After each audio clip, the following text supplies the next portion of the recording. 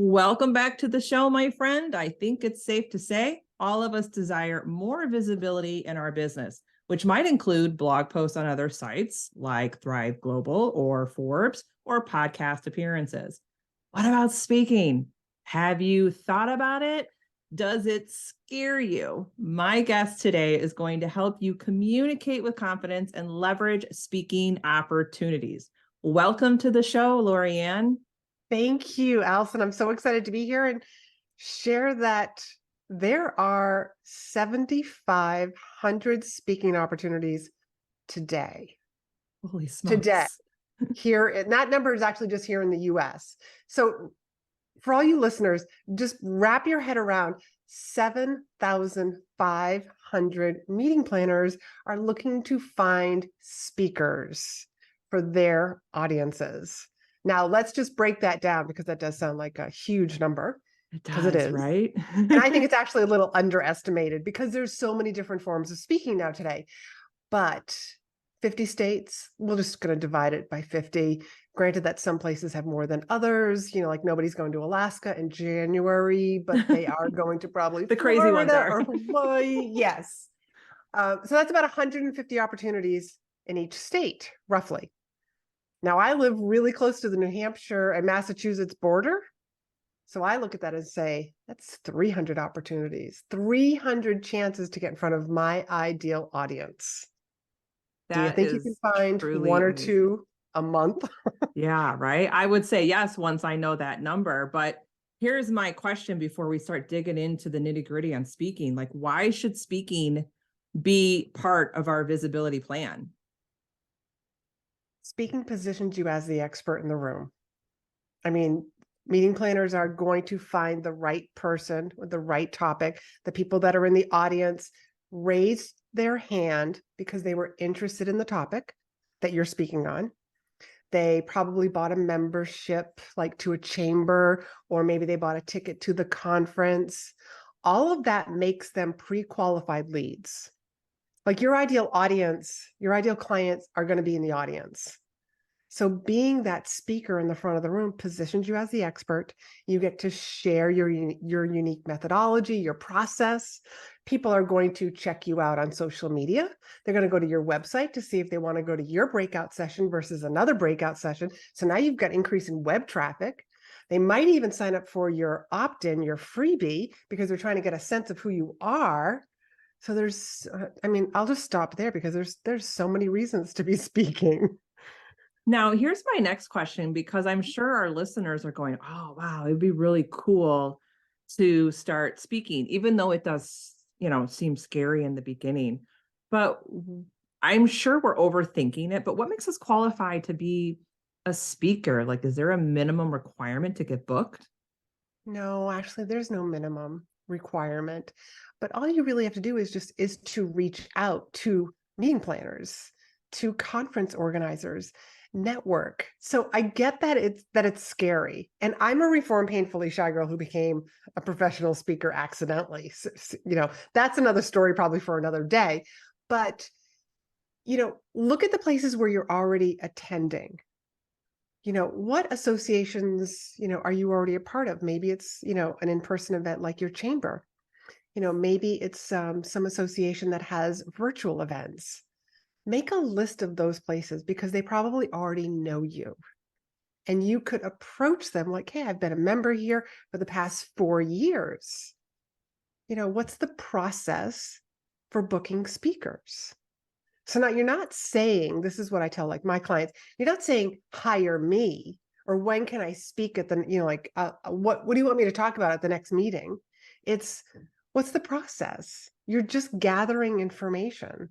But look at the places that you're already attending and start there because these people already know you. Now, I have a quick question on that. When you said where are you going, what are you attending? Do online summits count when you're invited to be a guest teaching online? Yes.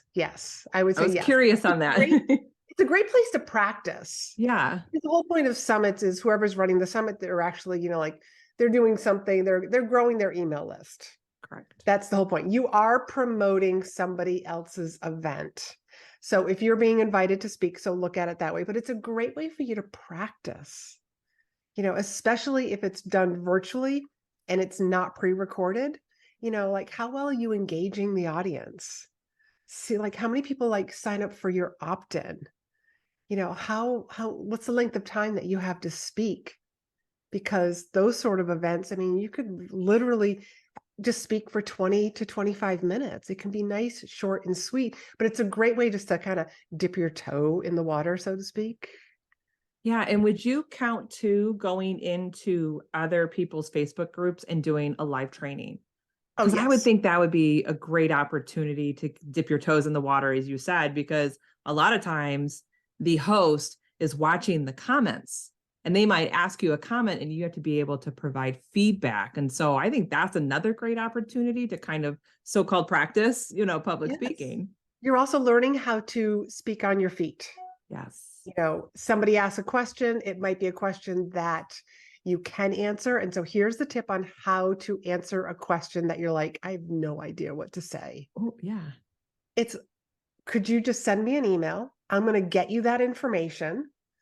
And so you're just deferring it to later. Like, I want to give you a great answer. I don't know the numbers off the top of my head, but I want to get that information to you. So if there's anybody else who here is interested in this particular, whatever the question was, send me an email and just put in the subject line and just tell them what to put there. The question about XYZ. So Oh, don't. that is juicy tip right there. So I share that because that's a lot of times that's what stops people from speaking. Right. Like, what if I get asked a question that I can't answer? Well, guess what? Even some of the greatest speakers are going to get asked questions that they can't answer on the spot either. Yeah. So don't let that hold you back because you just never know. But so that's my eloquent way of answering a question that you can't answer, but you're still going to take care of them. Make sure you follow up. Yeah. No, that's a really, really good tip or even a strategy for kind of putting those questions off that you can't answer on the fly.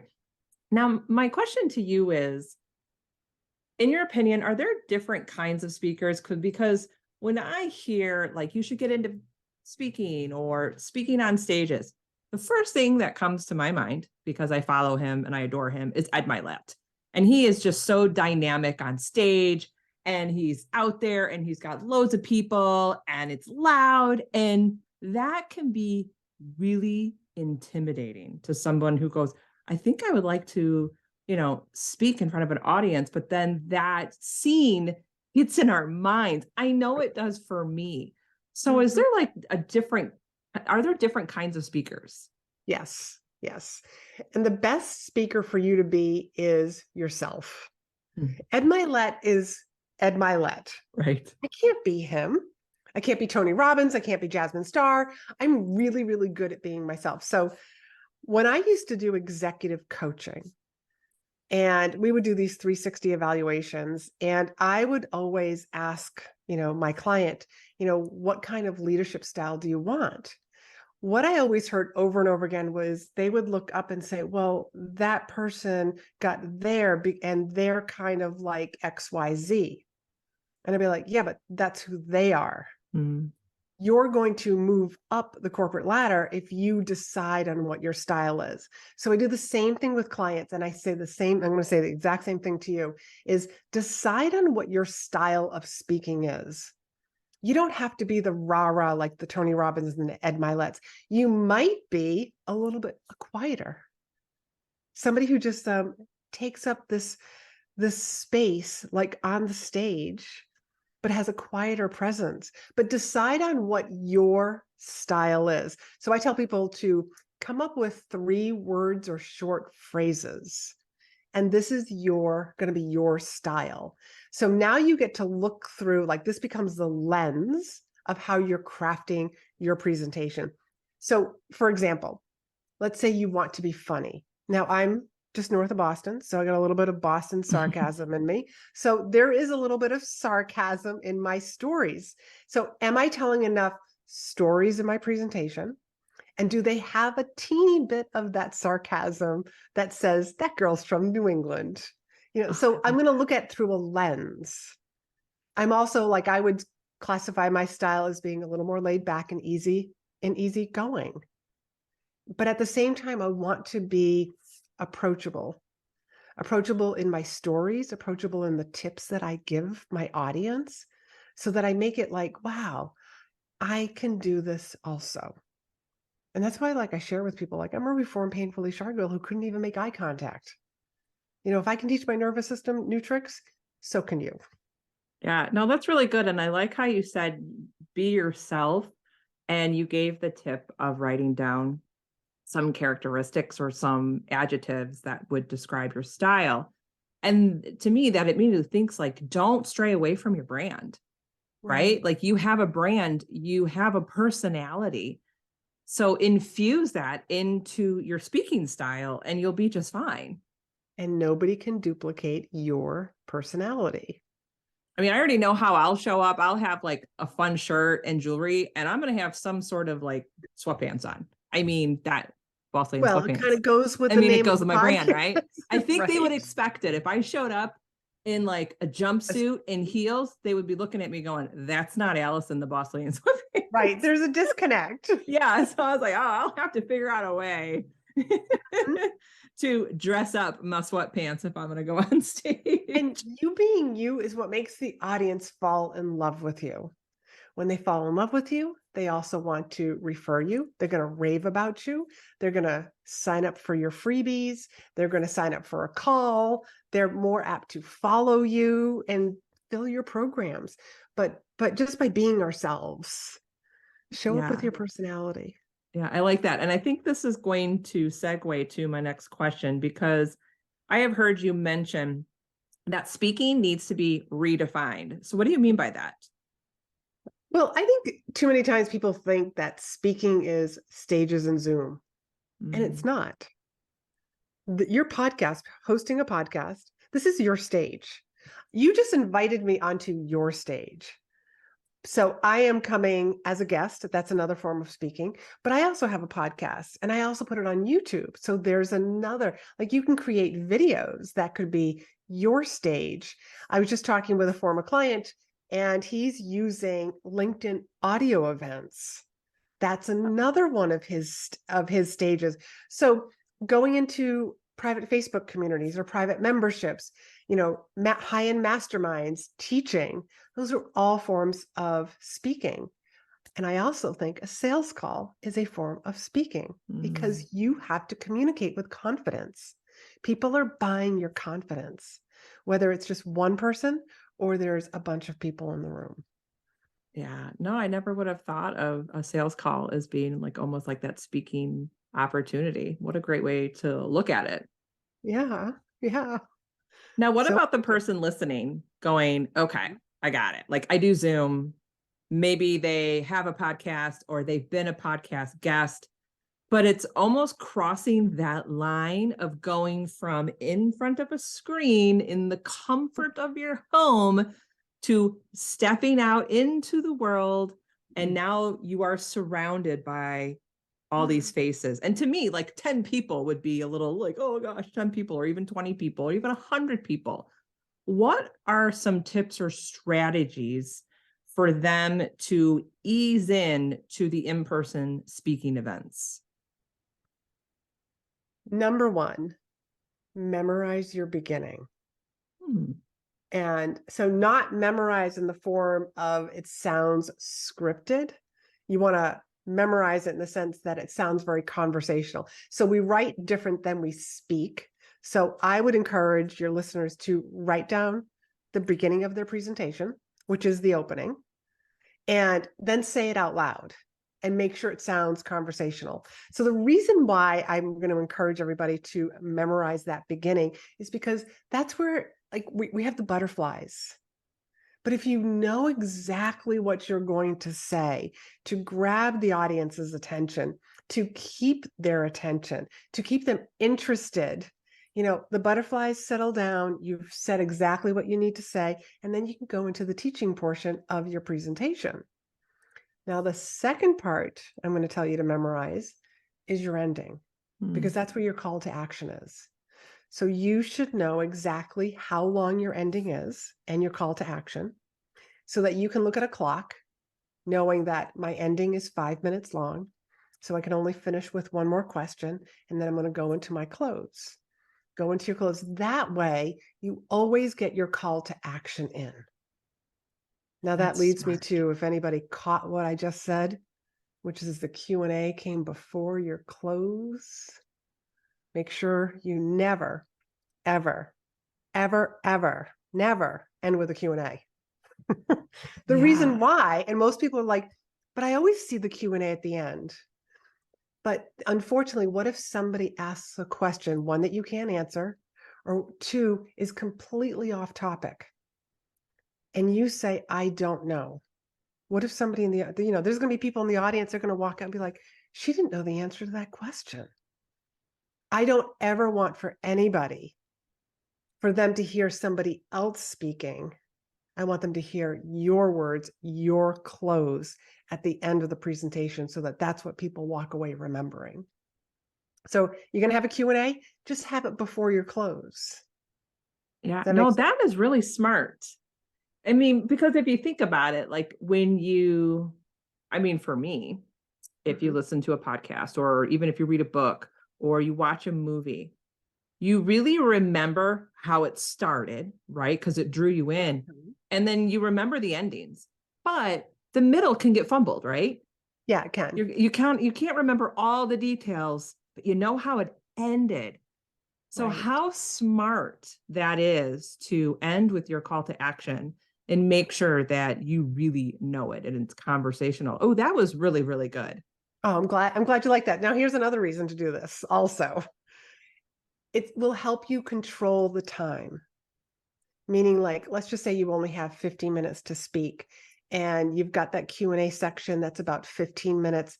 What if people don't ask a whole lot of questions? There's a way for you to fill that time. Have some stories that you can pull out of your pocket, some commonly asked questions. But you've gone to those conferences or those events where somebody asks a question and they ramble on for like 2 or 3 minutes. Yeah. So you can look at a clock and just know, I have time for one more quick question. And the people in the audience, like if somebody does have a quick question, they're going to raise their hand and they're going to ask that quick question, or they're going to shorten whatever question they have, because they already know that you've pre-framed it. It's a short question, so that you stay on time. To be a really good speaker, even if it's your very first time, end on time. End a few minutes early, but never go over. Especially if you're like the next session is either a break or lunch. Yeah. You never want to Yeah. interfere with that. No, you never interfere with someone's lunch, someone's food break. Right. No, no, no. No, Yeah. I like that. Now, what if someone is like, okay, I really want to get in front of people. I want that one-on-one conversation, or not one-on-one, but more of an intimate conversation or communication with people. But they might not be a part of groups, and they might be the solopreneur or the mompreneur that's working from home. They don't even know where to start. Where is the starting point to find these small groups to start getting into speaking? Well, one, put speaker in your bio. Let people know that you're available to speak. That's one way to start. IG Live. Like, who said you had to have an audience? Just start sharing your message. People will start seeing it. They will start remembering your stories. Just reach out to people when you're having coffee chats. Let people know, like, hey, I'm also an available speaker. So if you know of any groups, you just have to ask for the referrals. And I know it feels so awkward at first. Yeah. So to ask yourself in the mirror, say it 100 times. When I start like working with clients and I literally start spewing this out, they're always like, oh my God, that sounds so good. Well, it's because I've said it 100 times before. And I can just ad lib now, but I couldn't in the beginning. So you just have to start making the ask, and then just realize, wow, that actually wasn't as hard. I literally just had a client, she Voxered me, and she said, I did this podcast interview with it was somebody that I actually referred her to. And she said at the end, she said, I asked for a referral to other podcast hosts. And my question, I was like, hey, you should be super proud of yourself. Yeah, that's How does it awesome. feel now that you're on the other side of that ask? And she said, it wasn't that bad.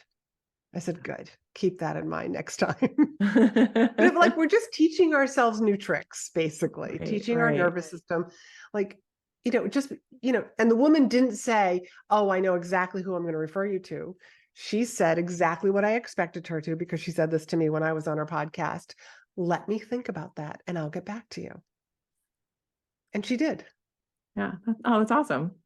So just start by, like, with your own platform, like whatever platform's easiest for you. If you want to do Facebook Lives, you want to do LinkedIn Lives, you want to do IG stories, just start sharing your message and letting people know. Put speaker in your bio so that they know that they can actually hire you.